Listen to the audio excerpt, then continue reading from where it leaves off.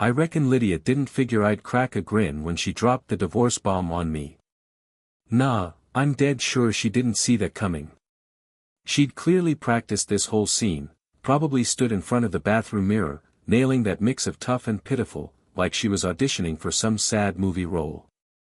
You could tell by how she plopped down across from me at the kitchen table, hands clasped tight like she was about to read off a funeral speech instead of serving me her big freedom papers.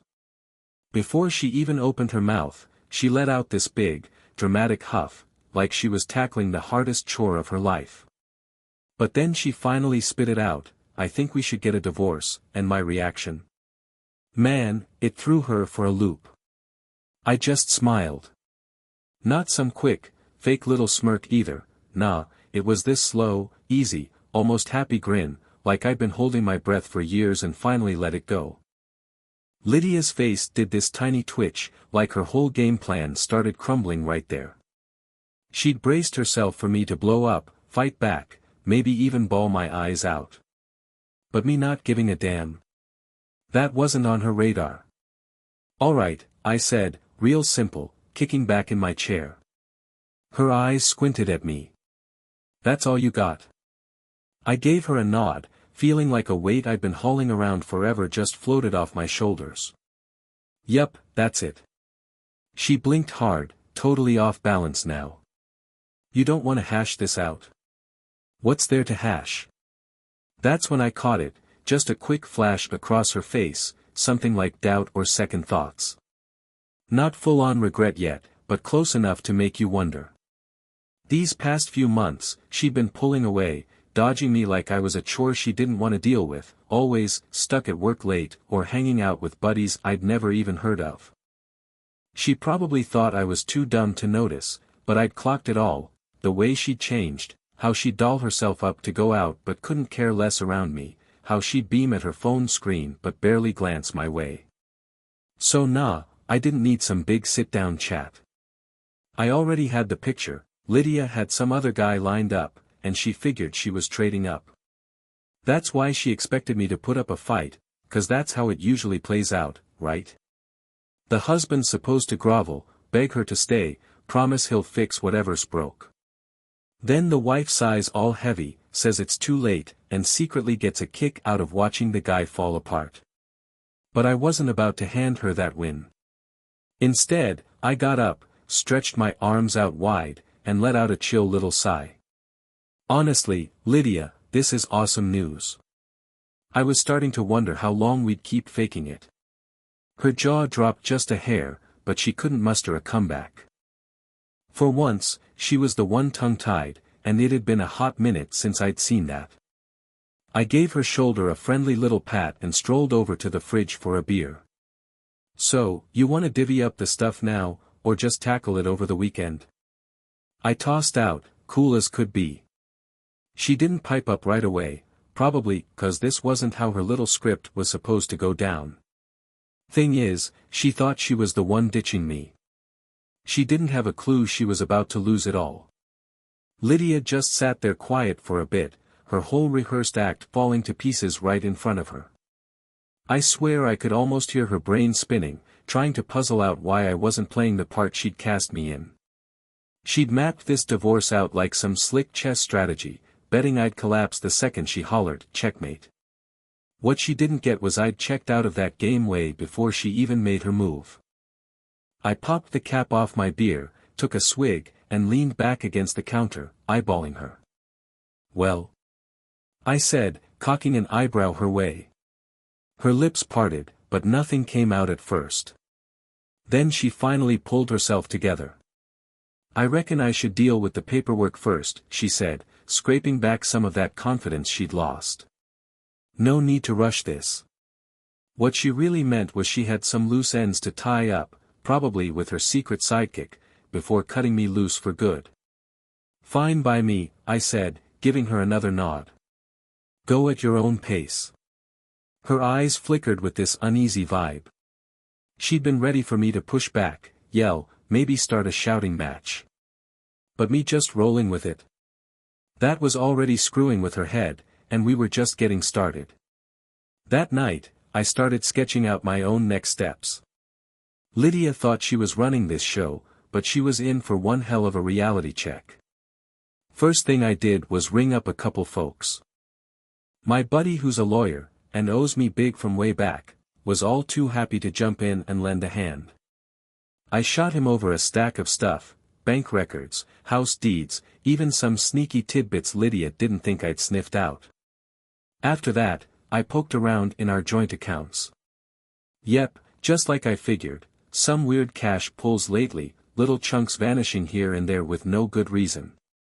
She'd been laying the groundwork for this split for months, thinking she had it all under wraps. What she didn't catch on to was that I'd been gearing up too, right under her nose. The next few days, I kicked it into high gear. While Lydia was off doing her thing, barely ever home, I was locking down all the important stuff in my name, nice and tight. She'd been so sure she was calling the shots, but man, she'd sized me up all wrong. Then I started tossing out little hints, just to stir the pot. First one came over breakfast. "So, you got a new pad lined up yet?" I asked, real laid back, while pouring myself a mug of coffee. Lydia, still rocking her fancy silk robe, glanced up from her phone. "Huh. Well," I said, taking a slow sip, "I figure you wouldn't be pushing for a divorce without some kind of plan in your back pocket. You're not the type to just wing it and end up homeless, right?" She paused, caught off guard. "I was planning to stick around here till we sort everything out." There it was, her big play. She thought she'd keep lounging in the house, my house, that I'd busted my ass to pay for, while I got kicked out like some stray dog. I flashed her a grin. "Yeah, that's not gonna fly with me." Her eyes got all squinty. "What's that supposed to mean?" "Look," I said, shrugging easy, "you're the one who wanted out. Seems only right you figure out your next spot. I'd hate to cramp your style." Her grip tightened on her coffee cup, knuckles going white. "That's not how this goes, Mark." "Funny thing," I said, tilting my head a bit, "I'm pretty sure it is." Right then, I saw it, the first real dent in her cool girl armor. For once, she was starting to wonder if she'd maybe misjudged this whole deal. And I wasn't even close to done. The day after she dropped her divorce news, I picked up on something. She was getting twitchy. Not the, "I messed up," kind of twitchy, but the kind that sneaks up when you realize the steering wheel's not in your hands anymore. She kept strutting around like she still owned the place, all icy and sure of herself, but I could spot the cracks, her voice hitching just a little, her checking that phone way more than normal, how she wouldn't meet my eyes when I talked. She'd banked on me freaking out, figured I'd be the one running around like a headless chicken. But here I was, cruising along, grinning like she'd just handed me a get-out-of-jail-free card. And that was starting to rattle her cage. The big turn came a few days later. I rolled in from work earlier than usual, wanting to get some ducks in a row. Lydia wasn't counting on me showing up, and her face locked up like a deer in headlights when I strolled through the door. She was parked on the couch, phone in hand, chatting away, until I walked in, and she clammed up fast. "Hey there," I said, all breezy, chucking my keys onto the table. She plastered on a tight smile. "Hey. You're back early." "Yeah, thought I'd get a jump on packing some of my gear," I said, eyeballing her phone. "Who you yakking with?" Her fingers clamped down on it like a lifeline. "Oh, just a friend." I gave her a nod. "Cool. Must be a real close pal if you shut it down the second I showed up." She went stiff as a board. "It's no big deal, Mark." "Sure thing," I said, letting it slide with a shrug, for now. But I wasn't finished. Later that night, while Lydia was snoozing, I made my play. She'd switched up her phone password months back, right around when she started getting all secretive. What she hadn't bothered to lock down, though, was her laptop. I plopped down at the kitchen table, digging through her emails, chats, anything I could pull up. And bam, there it was, plain as day, proof of what I'd already guessed. She wasn't just walking out on me, she was ditching me for some other dude. Guy's name was Trevor, and from the messages, they'd been at it for almost a full year. A whole damn year. You'd think I'd be pissed. You'd think I'd be gutted. But nah, all I could do was chuckle. Lydia had spent all this time thinking she was pulling one over on me, playing me like a fiddle while she cooked up her big getaway. But the joke was on her. 'Cause this Trevor guy. He wasn't just some random fling, he was flat broke. I kept flipping through their messages, catching all the red flags she'd breezed right past, Trevor begging her to cover his bills, whining about car payments, even firing off links to big investment ideas he couldn't fund without her cash. Man, Lydia, you ditched a guy who built you a solid life for a leech who's gonna suck you dry. That's when it hit me, right then, I knew exactly how to turn this whole mess in my favor. Next morning, I whipped up breakfast like it was just another day, fluffy pancakes, crispy bacon, a pot of coffee, the full spread. Lydia shuffled in and froze, totally thrown off her game. Whoa, she mumbled, eyeballing the feast. What's all this about? I flashed her a grin. Figured I'd do something nice, you know, before the divorce kicks in and everything changes. She sat down slow, studying me like I was some puzzle she couldn't crack. Aha. I plopped down across from her, pouring myself a steaming cup of joe. So, I've been chewing on what you said about splitting up. Her eyes perked up just a tad. Yeah. Yup, I said with a nod. I reckon you're onto something. Let's wrap this up fast, no point in dragging our feet, right? She smiled, sipping her coffee all smug-like. That's what I'm saying. I leaned back easy. Cool, I'll get my lawyer to speed things along. I'll sign off on what's fair, and you can get rolling with your fresh start. Her smile flickered for a heartbeat. Oh. Well, that's awesome. She hadn't seen that coming, not even close. But I wasn't finished twisting the knife yet. Lydia was still strutting around like she'd already won, convinced her shiny new life was just a step away. She'd sold herself on this genius move, dumping her boring, steady husband for some thrilling upgrade. What she didn't clock was that she'd strolled right into her own damn trap. For the next few days, I played the model ex-husband-to-be. I kept it chill, nodded along, even tossed in some "I'm here for you" vibes. Told her I got it, that I just wanted her to be happy, that we should tie this up quick so we could both move on. And she lapped it up like a cat with cream. The first real showdown came when she sat me down to hash out who'd get what. I've been thinking, she said, picking her words real careful, it'd probably work best if I hang on to the house. You know, at least for a bit. I gave her a big ol' smile. Oh, totally. I see where you're coming from. Her shoulders loosened up a smidge. Good. It's just the practical thing.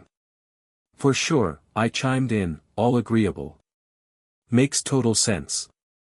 She let out this little puff of air, thinking she'd nailed it. Then I leaned in close. One small hiccup though, I said, still grinning wide. The house? It ain't exactly ours. Her brow scrunched up. Huh. I took a slow sip of coffee, letting her stew in that confusion for a sec. Yeah, Lydia, the house, it's not in both our names. It's mine. She let out this shaky little laugh. What are you going on about? I set my mug down easy. You remember last year when I refinanced? Wasn't just to snag a lower rate. I had the deed flipped over to just me. I cocked my head. So, technically, you're kinda crashing here. Her face went white as a sheet. No way that's legit. Oh, it's real, I said. And once this divorce goes through, you're gonna need to scout out a new spot to crash. The quiet after that? Pure gold. She was spinning, grasping at straws, finally catching on that I wasn't the pushover she'd pegged me for. She huffed, shaking her head like it'd change facts. This is nuts. I'll still get half of everything when we split. I smirked. Nah, you won't. Then I dropped the hammer. I fished a folded paper out of my pocket and slid it across the table. Prenup, Lydia. Her hand shook a little as she grabbed it. We signed this way back when we tied the knot, you recall. I kept my tone light and breezy. Laid out clear as day, what's mine stays mine. House, savings, the works. I kicked back, watching the truth sink into her skull. And since you're the one filing, good luck convincing a judge to toss you a bone. She stared up at me, jaw hanging slack, like she was fishing for words that wouldn't come. You seriously thought you'd waltz off with half my stuff? I said, shaking my head with a chuckle. You really figured I was that clueless? Lydia's face ran a whole marathon of feelings, shock, denial, then something edging toward panic. I stood up, stretching my arms out wide. Here's the kicker, I might have cut you a deal if you'd just been straight with me. If you'd sat me down and said you were miserable. But nah, you went all sneaky and gamey. I shrugged. So now? You're walking away with zilch. She shoved her chair back, jumping up quick. You can't just boot me out like this. I cocked an eyebrow at her. Why can't I? I need some time, she sputtered out, tripping over her words. Gotta sort stuff out. I grinned easy. Maybe you should have thought that through before shacking up with a dude who can't even pay his own rent. Her jaw locked up tight. Bingo, that was the clincher. She'd really tossed everything we had for a guy who couldn't keep his head above water. I brushed past her, heading for the door. You've got a month, Lydia, I tossed back over my shoulder. After that, you're flying solo. I didn't stick around for her comeback, first time in forever I was the one strolling away, and it felt damn good. You could see the change in Lydia hit like a lightning bolt. For months, hell, maybe years, she'd strutted around this place like she owned it, acting like she held all the cards, calling every play.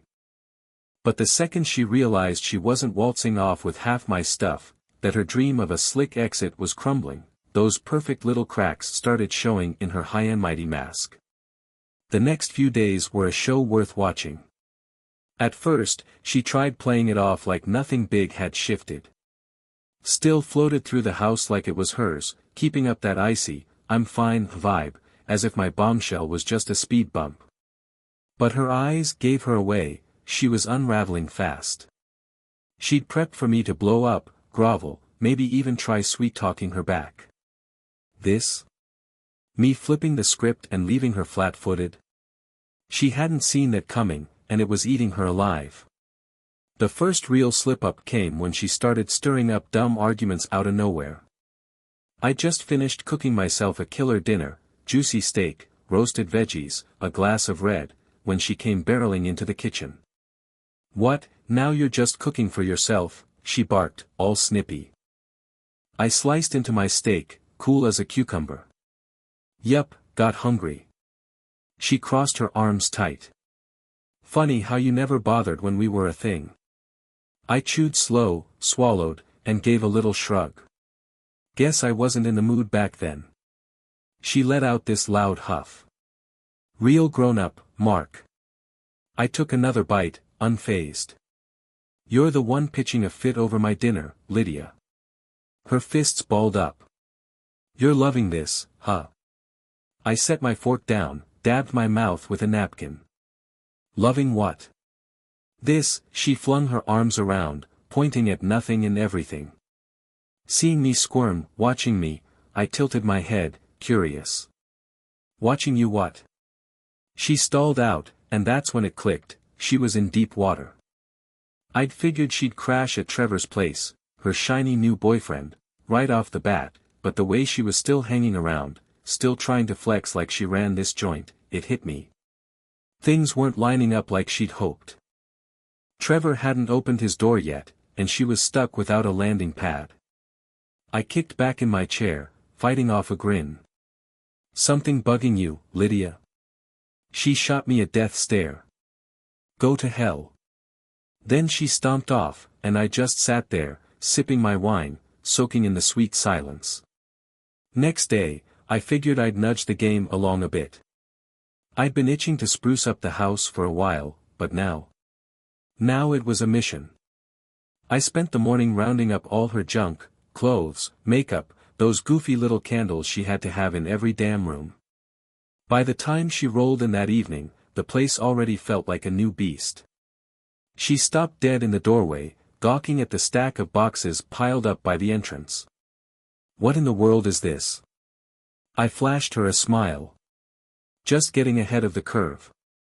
Her mouth flapped open, shut, then open again. You can't just box up my things. I shrugged easy. They ain't yours anymore. You want it out, right? She stormed over, ripped into one of the boxes like a wildcat. This is insane. I'm still living here. I leaned against the wall, arms folded. Nah, not really. Her eyes whipped up to mine. What did you say? I fished out my phone, scrolled for a sec, then flipped the screen her way, our lease agreement, with just my name in big, bold letters. You never got on the paperwork, Lydia, I said, keeping it smooth but solid. You were here, 'cause we were hitched. But now. You're just crashing, legally speaking. Her face drained of color. For the first time, she was the one with no moves left. For the first time, she wasn't holding the reins. She swallowed hard, throat bobbing. You're bluffing. I tucked my phone back in my pocket. 2 weeks, find a new spot. Her hands clenched into tight little fists. You can't kick me out like this. I let out a sigh, scratching the back of my neck. I ain't got much to say, Lydia. Maybe Trevor's got a spare couch you can flop on. Her jaw locked up tight when I dropped his name, and right then, I knew for sure, Trevor wasn't panning out like she'd bet on. She'd walked away from a steady gig, our life, convinced she was headed for greener pastures, only to figure out she'd just stepped in the deepest pile of crap imaginable. Lydia was coming apart at the seams.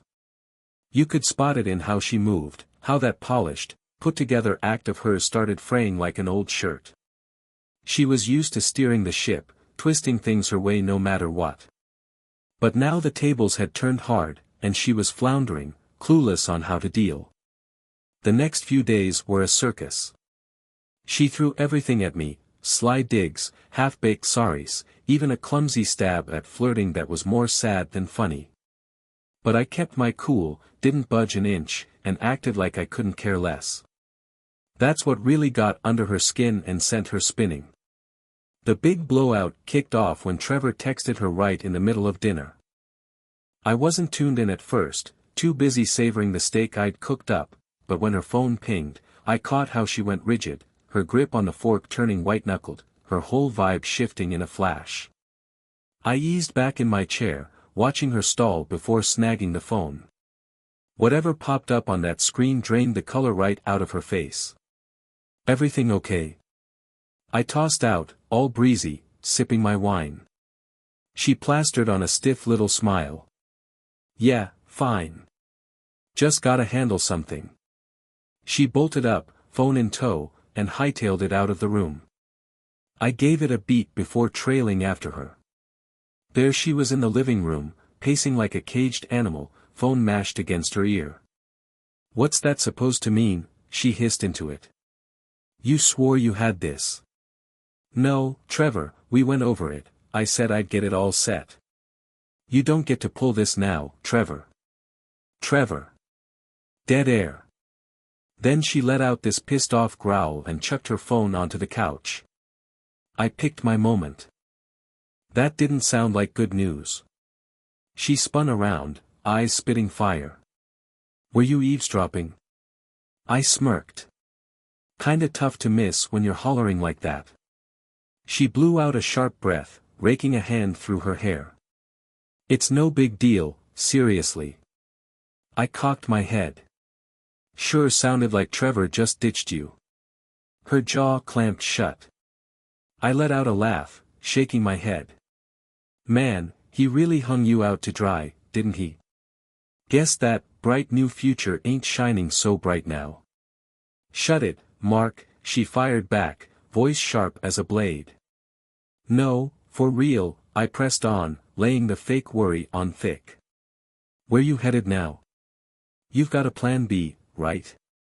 Lydia swallowed hard, and that's when it sank in, she was out of moves.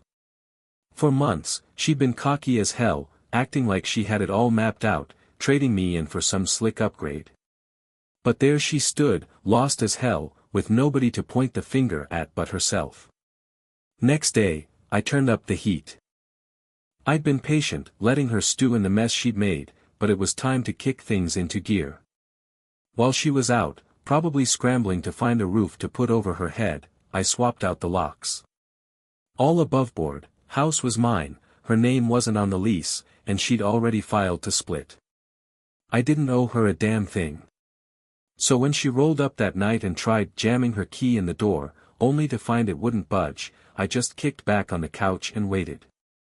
The pounding started right on cue. Mark, she yelled, hammering away. Mark, open this freaking door.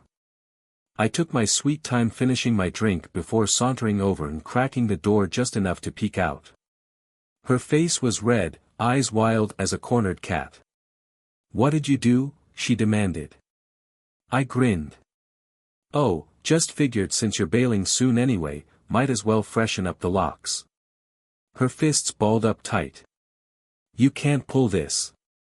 I leaned against the frame, all relaxed. Can, and did. She glared at me, chest heaving. Then her whole face just fell apart.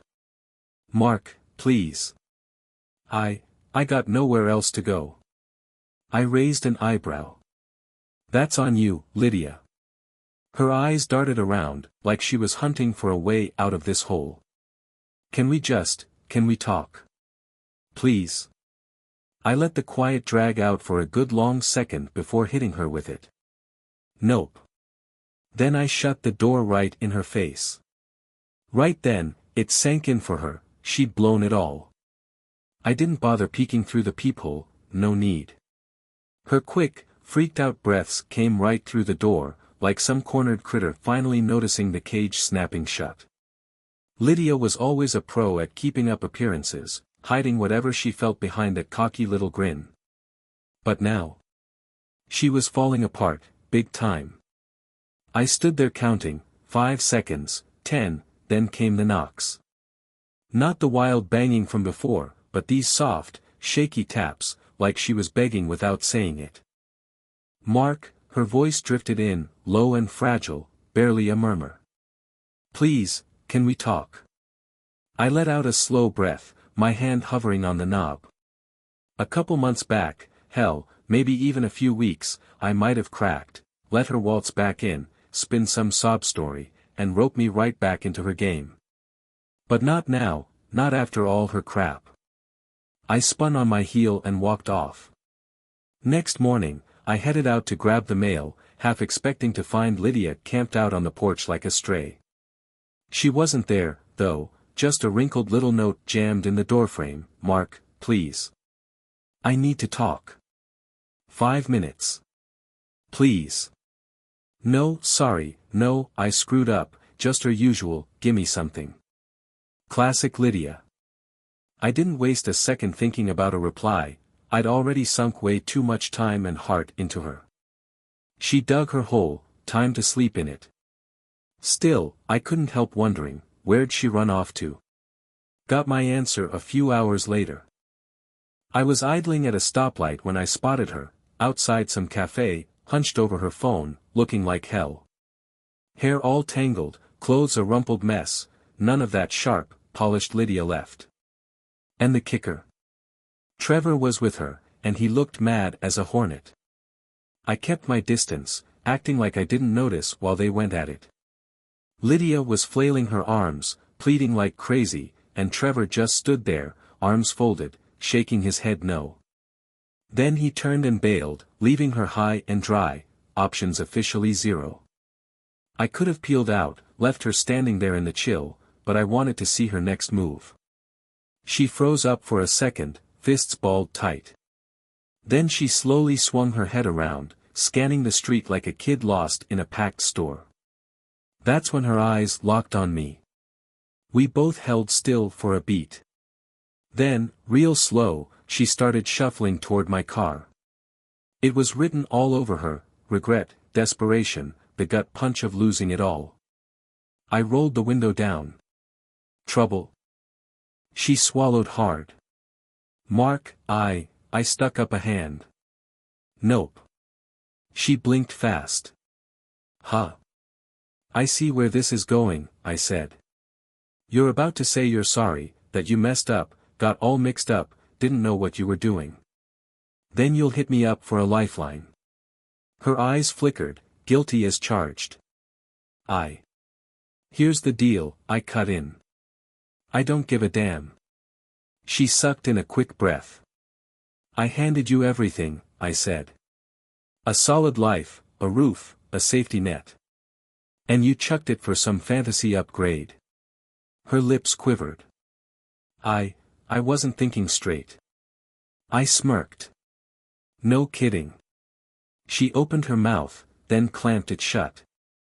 For once, she had no comeback, no bargaining chip, no tricks up her sleeve. I shifted the car into gear. See ya, Lydia. She reached out, like she might throw one last Hail Mary, but I buzzed the window up and hit the gas before she could. I didn't glance back, not even a peek. Driving off, I didn't feel some big win or chest-thumping glory, just this calm, quiet peace settling deep in my bones. For years, I'd been the guy dishing out everything while Lydia grabbed it all and ran. Now, at last, I was free. But I wasn't quite done. A week rolled by, then another. Lydia kept trying to claw her way back, phone calls, texts, even an email I trashed without a look. She'd finally clocked that I wasn't playing her game anymore, that the door she'd slammed shut wasn't just closed, it was bolted tight. Then one night, my phone lit up with an unknown number. I almost let it ring out, but something nudged me to pick up. I pressed it to my ear. Yeah. Nothing at first, then, Mark. Her voice, small as I'd ever heard it. I sighed. What now, Lydia? She faltered, sounding like a ghost of herself. I just wanted to say I'm sorry. I leaned back in my chair, letting that sit there for a sec. For what? Everything, she said, voice cracking. Taking you for granted, thinking I could just ditch you and have it all fall into place. I stayed quiet. I've lost it all, she whispered. Trevor's out.